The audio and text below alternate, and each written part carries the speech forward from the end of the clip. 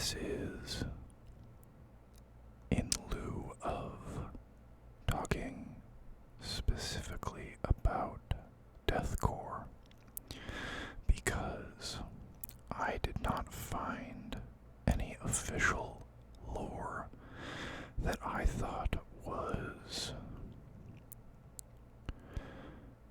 good enough, I guess, for a video. None of it's worded quite the way that I think would make for an interesting video. So, we're going to do a series instead on the larger Astra Militarum. In this dark and terrible age, the Imperium of mankind is beset upon all sides by threats beyond counting. It is the duty of the Imperial Guard to hold back this endless tide of foes. No matter how many lives victory may cost, an Imperial Guard army will eventually grind their foe to a bloody pulp.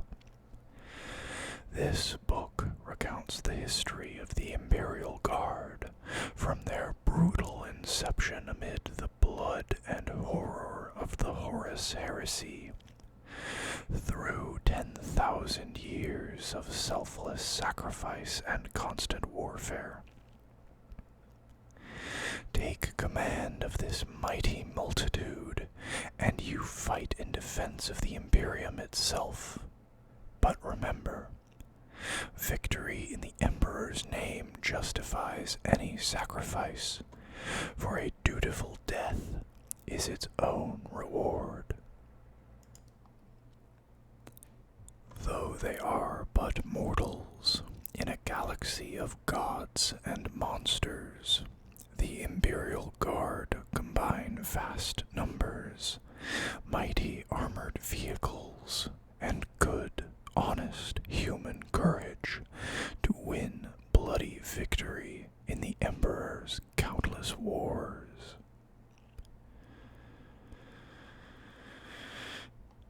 The Astra Militarum.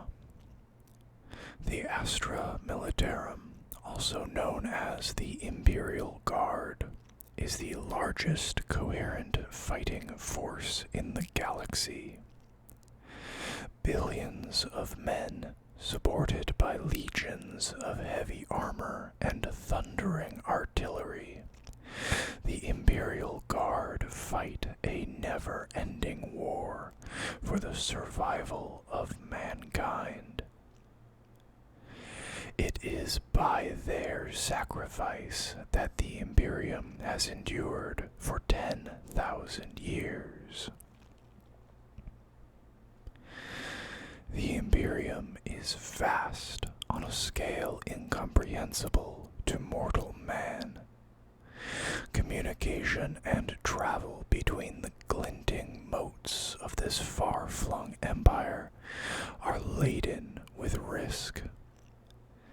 The inimical realm of the warp provides the only conduit for interstellar movement or messages.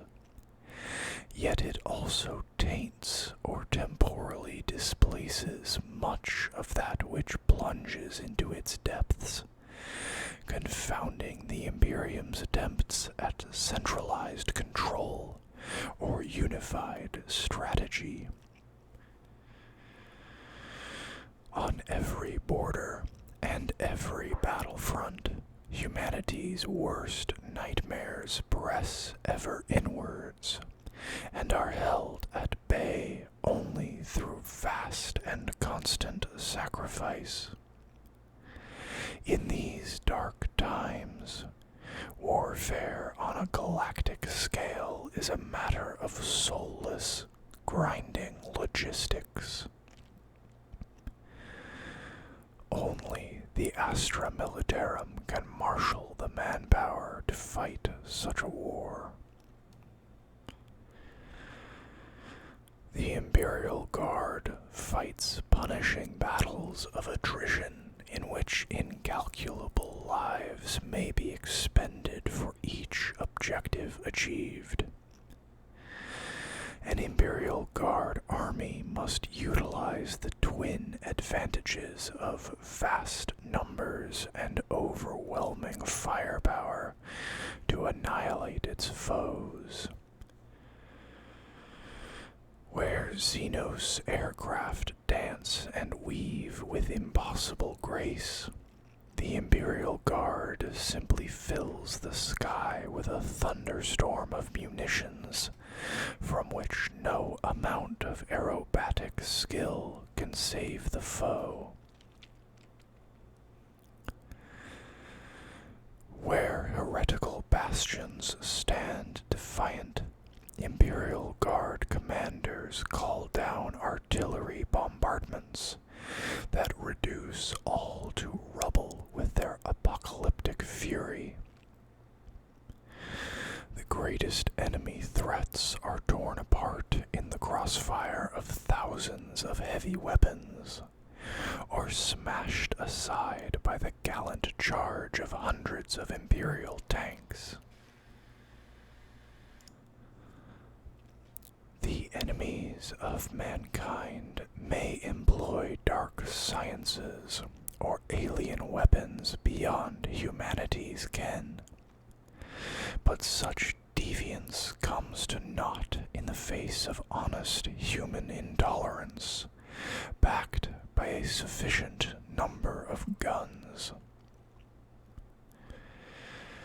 For all the might of its armor and artillery, the true backbone of the Astra Militarum is the countless waves of infantry who take to the field. The sheer scale of the battles fought by the Imperial Guard is dehumanizing in the extreme. Entire regiments of brave warriors are reduced to statistics upon the scrolling screens of Imperial strategos, grains of sand sliding through the fingers of greater and more privileged individuals. Yet every single company, every single squad, every single Imperial Guardsman who lifts their lasgun and takes a stand in defense of their race is crucial. Without a constant deluge of new recruits, the Imperial Guard would cease to function. A battle may see the deployment of millions, yet time and again it is a single heroic company who carry their charge to secure a crucial gatehouse or pivotal objective. Squads of desperate men battle impossible odds, with nothing but their courage and faith driving them to hold the line, while their valuable betters are evacuated to safety. Every day that the Imperium endures, Imperial Guardsmen stand in the face of beasts more hellish than their worst nightmares. Men charge screaming alongside their comrades into the mouth of hell, lasguns spitting death at the foe, even as Xenos munitions tear bloodied holes in the human ranks.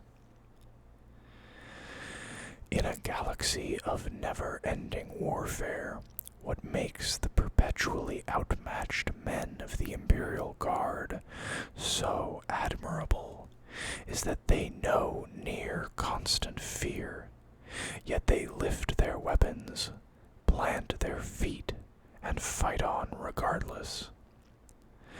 Their lives may be short and brutal, their sacrifices insultingly thankless, but it is because of the Imperial Guard that the Imperium continues to weather the storm of these dark times.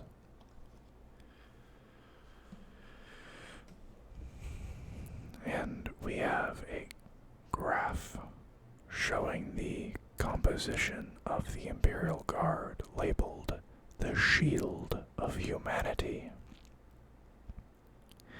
At the top, we have Adeptus Administratum.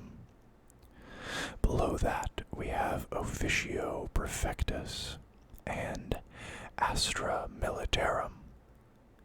And below the Astra Militarum, we have Militarum Vendorum, Militarum Ordinatus, Militarum Auxilla, Militarum Tempestus, and Militarum Regimentos.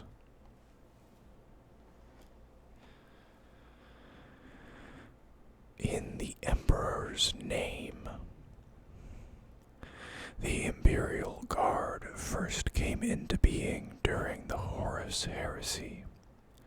Since those days, in battles beyond number, countless soldiers have forged a roll of honor so mighty that an entire continent of Holy Terra is given over to its immortalization.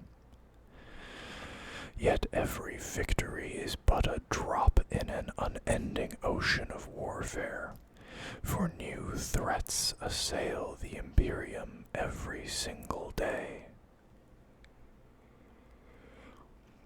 The Imperium of mankind was carved from the stars during the glorious centuries of the Great Crusade. The Emperor himself fought at the forefront of imperial expansion, supported by his mighty sons, the Primarchs, and their gene progeny, the Space Marines. Yet even such illustrious and all-conquering heroes could only be in so many places at once, as the bounds of mankind's conquests spread ever further outward, so the Space Marines were spread thin. Rather than risk losing control of conquered worlds, the Emperor commanded that the Imperial Army be formed. Drawn from compliant worlds, these formations appear to have originally comprised a collection of volunteers, mercenaries, and the survivors of indigenous armed forces, and were little more than garrisons or peacekeepers. However, the demands of the Great Crusade continually increased. By the time the burgeoning realm of humanity reached the eastern fringe, the Imperial Army was a fully fledged arm of its war machine, fighting on the front lines. Imperial Army forces were self-contained and autonomous, possessing control of their own warships. Vast and sprawling, these potent fighting forces were commonly assigned to Space Marine commanders and could conquer whole worlds in their name. All this changed after the horrors of the Horus Heresy. When the War Master turned upon the Emperor, fully half of the Space Marines turned with him. Compelled by loyalty, fear, or personal ambition, so too did the majority of those Imperial Army forces under the traitor's control.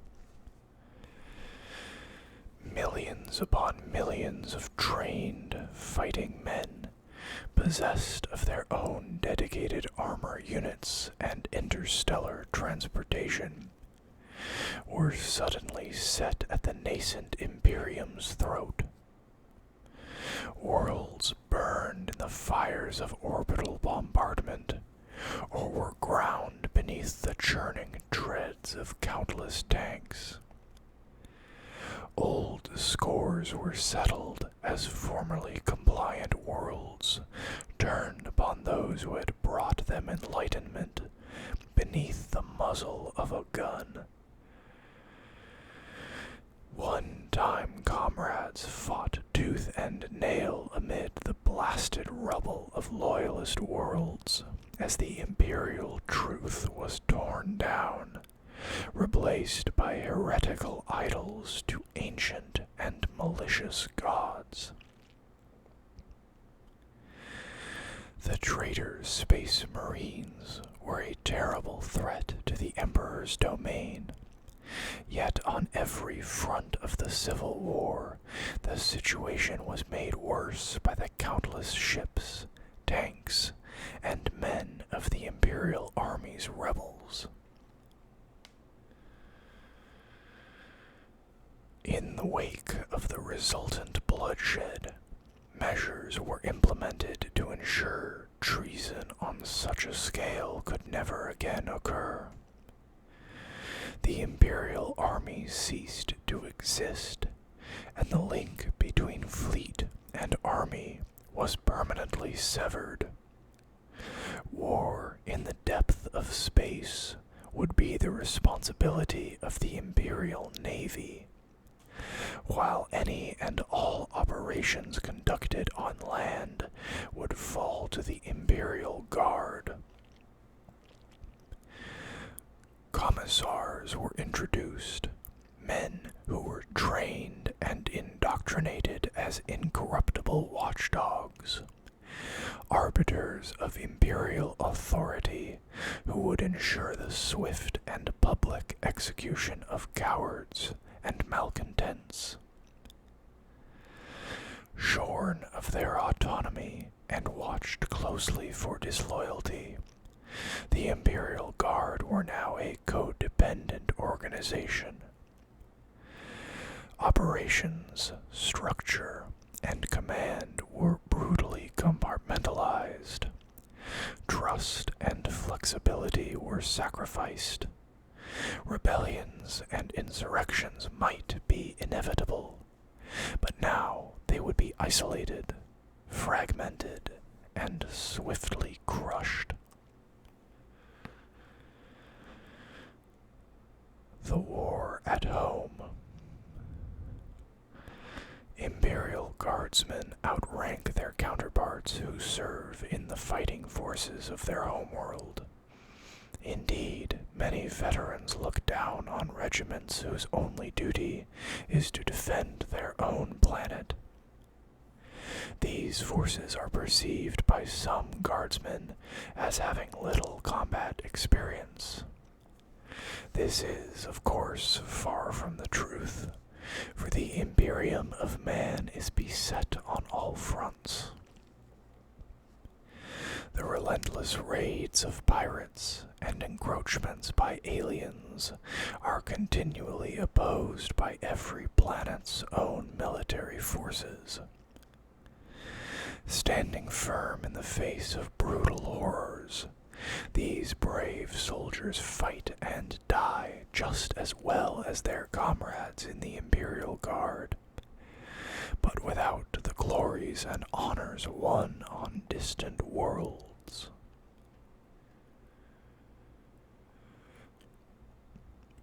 Chain of Command. The tenets of centralized imperial strategy are set by the High Lords of Terra themselves. The Lord Commander Militant passes on the dictates of this august gathering to Segmentum Command, who in turn hold responsibility for operations within their own designated regions of the Imperium. In practice, the distance and scale involved in the Imperium's wars renders such centralized command elements little more than out-of-touch figureheads. Tales abound of astropathic messages being received wildly out of sync with the events to which they pertain. During the infamous War of Foretelling, The Vonost system faced a questing tendril of Hive Fleet Leviathan. Despite initial successes, Imperial efforts were crippled after temporal distortion caused all of Segmentum Command's orders for the entire war to arrive in a single garbled message. Compelled at gunpoint by the hidebound Commissar Teitzen to follow their orders to the letter, Segmentum Command's strategy fell apart in horrific fashion, and Vonost was lost in less than a month. Were frontline officers to await and obey the word of their remote superiors in all matters, mankind would be swiftly overrun. Instead, the practicalities of command fall to the officer of highest rank in any given theater of war. Though assigned the Munitorum rank of general, native honorifics such as Lord Marshal or High Chenzen are often maintained. These officers are supported by a cadre of loyal personnel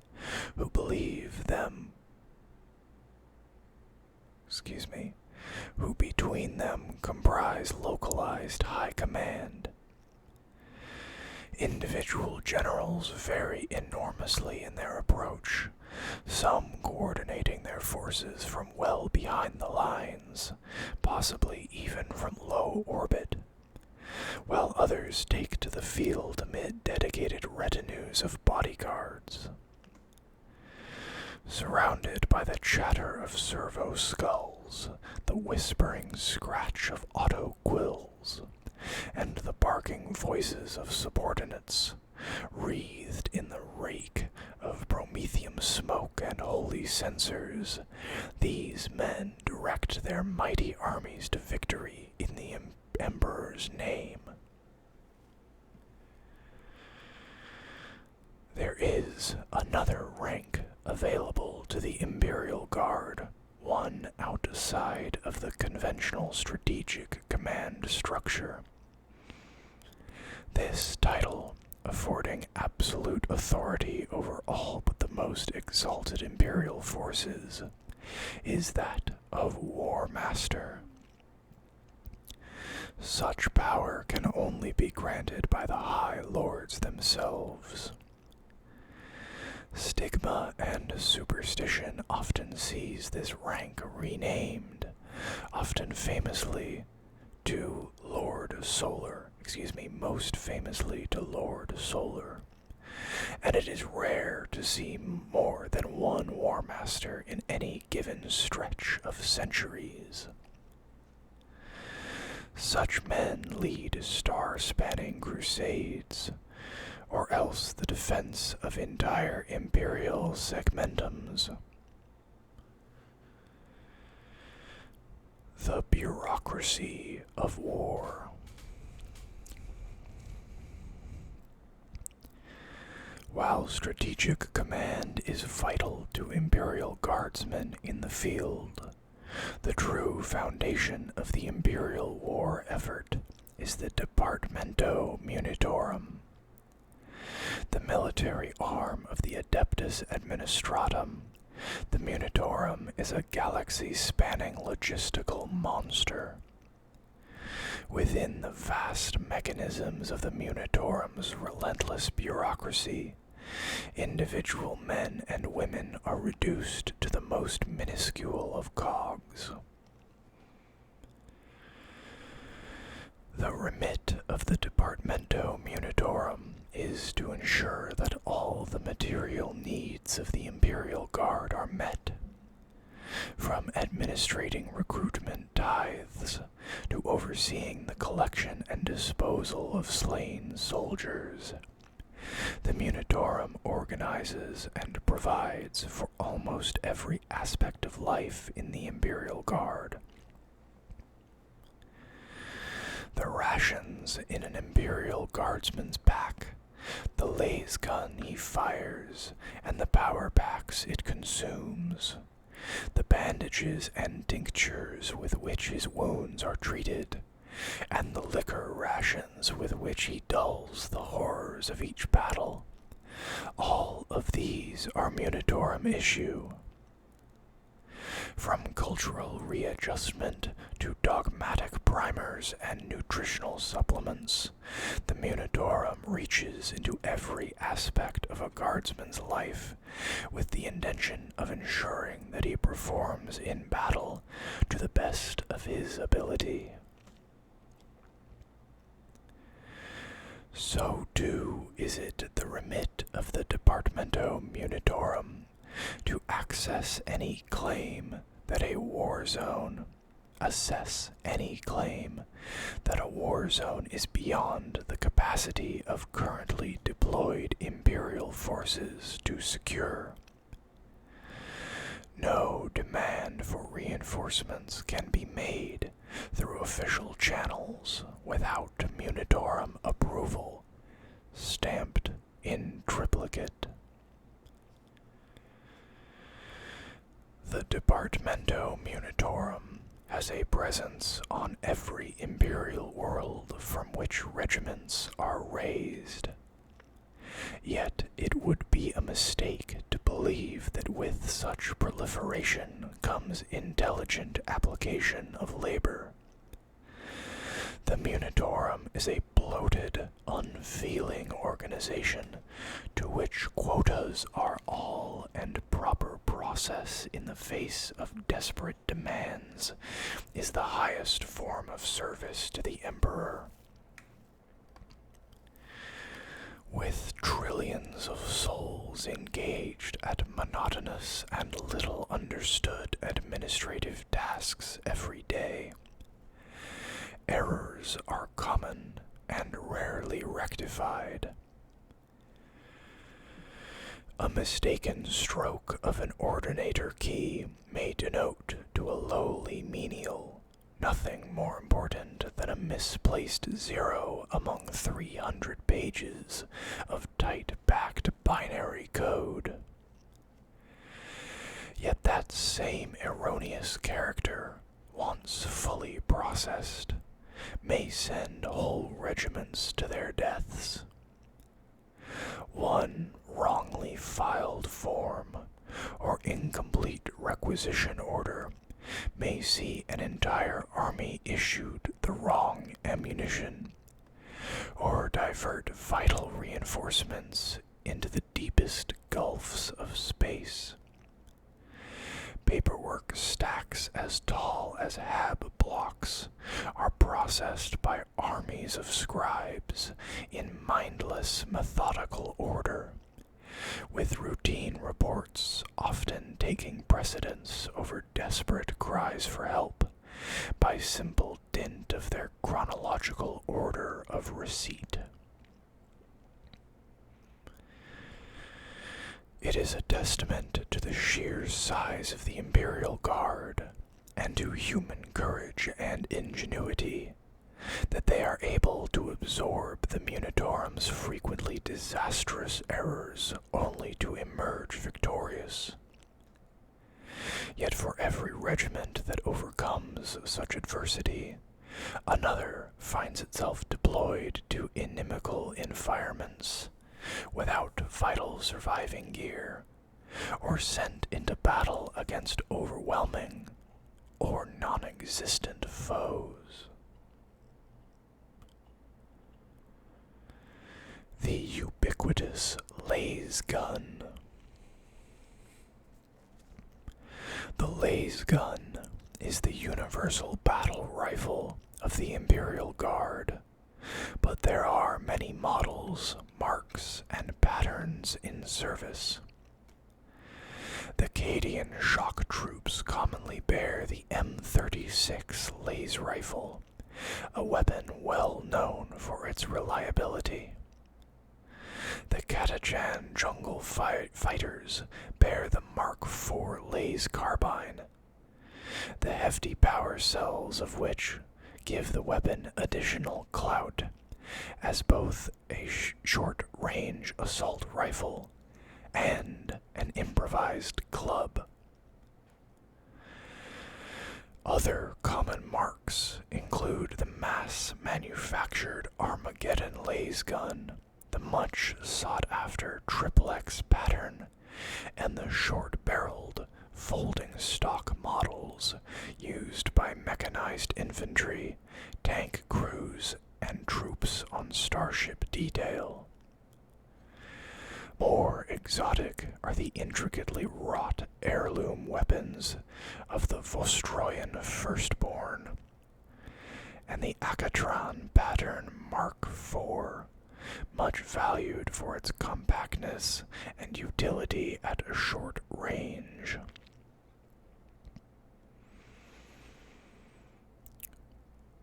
I'm going to point out, oddly, that the Katachan Mark IV laser carbine, which I believe I said carbine before, Mark IV laser carbine, and the Akatran Mark IV.